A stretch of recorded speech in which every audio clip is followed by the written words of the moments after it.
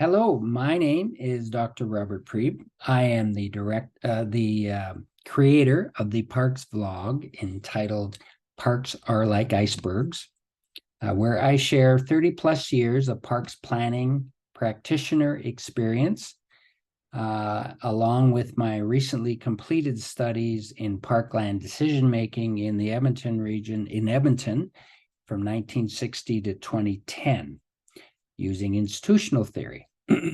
So each vlog, and I think I'm over 20 now, each vlog focuses on a specific contemporary park issue or a historical park issue, or this particular one is talking about what some consider to be a new planning concept called 15-minute city. The 15-minute city it has been described in a journal article in Smart Cities journal, an article entitled Urban Planning in the 15-Minute City Revisited Under Sustainable and Smart City Developments Until 2030. Two ladies wrote this article. I won't try to say their name because I don't want to offend them, and when I butcher their names, I apologize in advance if I did. But they've created a journal article that basically fleshes out what this whole 15-minute city concept means, and there's 8 different parameters of it in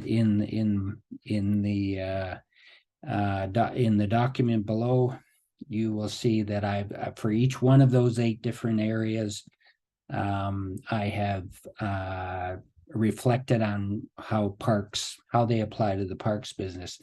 And I won't go into huge amounts of detail in the verbal description because all the written stuff is down below. However, I will say that urban park systems provide a really good frame, the bones of a sustainable 15-minute city.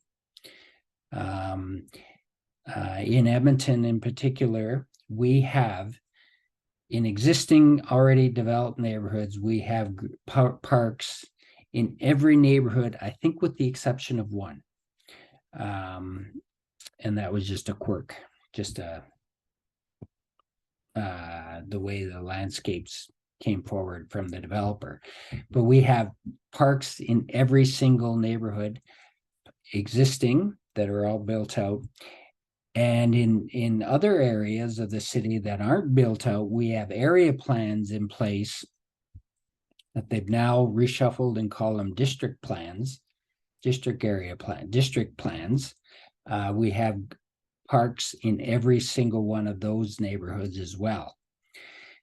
So we have the real good bones for a 15-minute city.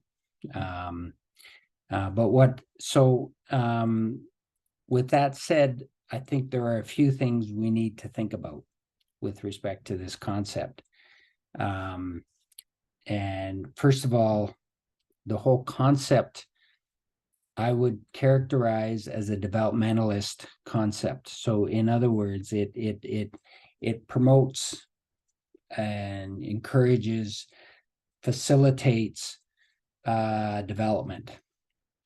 So if you've got areas of the city that are already developed and now city plans coming in and saying in those mature areas of the city, we need another 600,000 people. Edmonton is an area, it has about 1 million people within the city limits today. The city plan based using the 15-minute city districts concept suggests doubling that to 2 million. 600,000 of that additional population growth will happen in existing urban areas.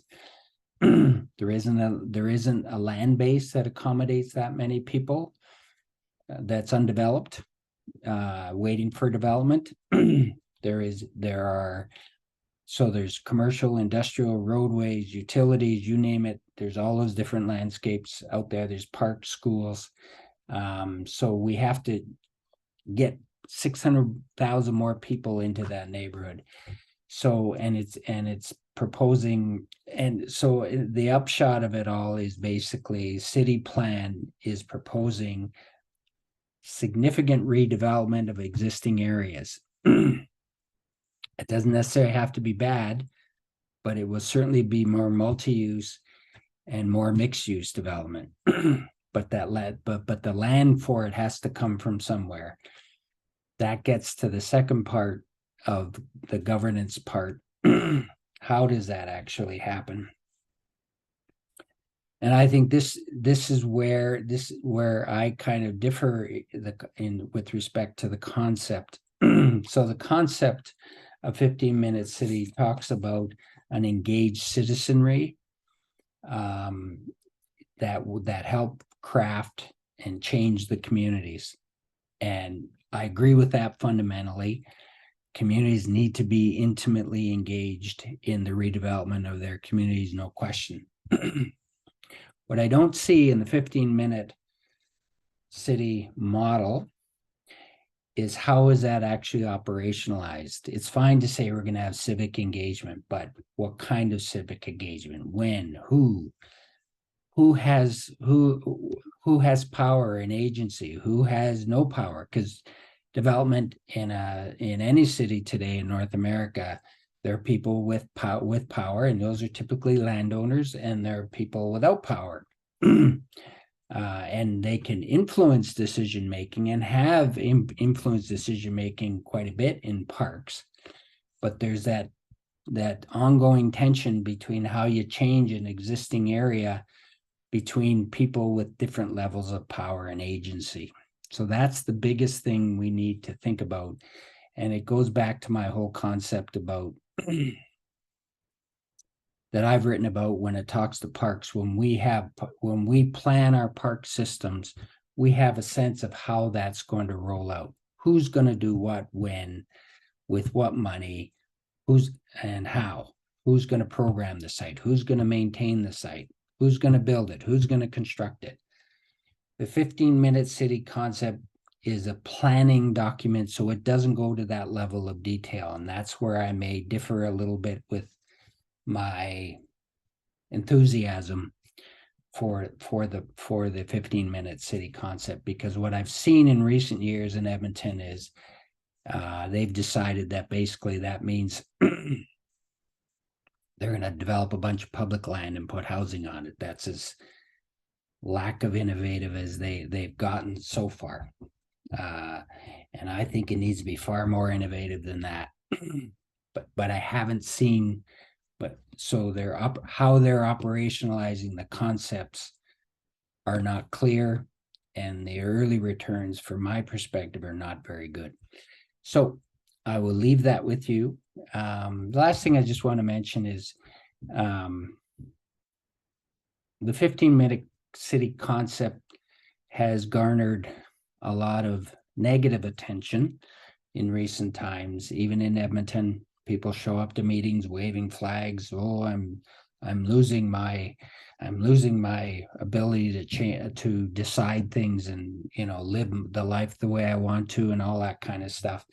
Typically, some of that is just social media misinformation. Who knew that would happen in Canada? But it's also, I think, fundamentally about how the decision to make a 15-minute neighborhood is operationalized. So, for example, some think they're going to fence neighborhoods. You won't be able to go in and out, which is not going to happen. Some suggest there'll be lockdowns of neighborhood, which is not going to happen.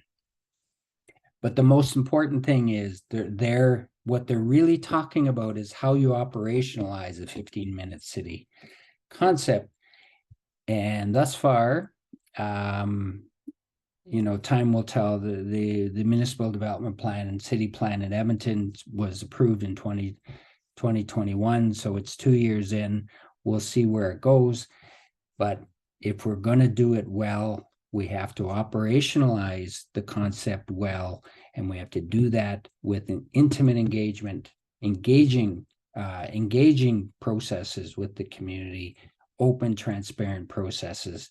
Not sure I've seen that yet, but I'm hopeful that I will be proven wrong. But I do think the concept is a good one. We have the bones of a good park system to do that. And let's push our elected leaders and our administrators to engage us in whatever decisions we all collectively think make sense. Thank you. In our neighborhoods. Thank you.